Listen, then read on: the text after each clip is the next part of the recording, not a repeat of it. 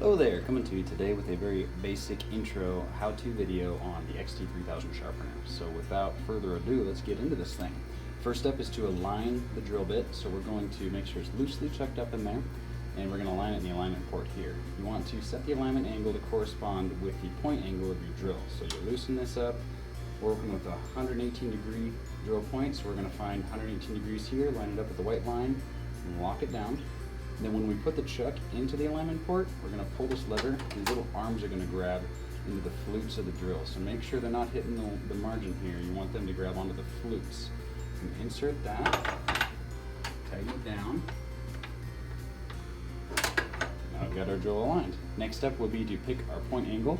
Again, you just loosen the lever here, slide it into place to correspond with the point angle that you're sharpening. 118 degrees for us. And then we insert the chuck into the sharpening port so that the white line matches the white line. And then you pull the pivot lever here, lock it down, and hit start.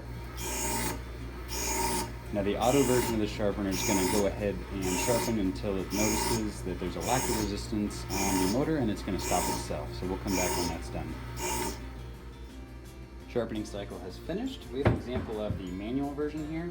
Instead of hitting start and watching the machine do its thing, you simply twist by hand until you reach what we call spark out, or essentially you see and hear that the drill is no longer making contact with the wheel. You want to make sure you've got an even amount of passes on both sides. Now that we're done sharpening, we take our chuck out of the sharpening port, and we're going to go ahead and put it in the split port. First thing to do is loosen this collar here and then rotate this white line again to correspond with the point angle degree that you're sharpening. We have it on 118, and lock it down.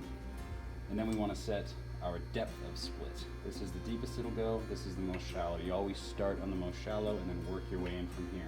Just drop it in. It only fits in two ways. As soon as that pitch changes, you know it's time to turn to the other side. And there you go. You got a nice sharp drill. If you have any questions on any of these specific points of this sharpener, go ahead and give us a call.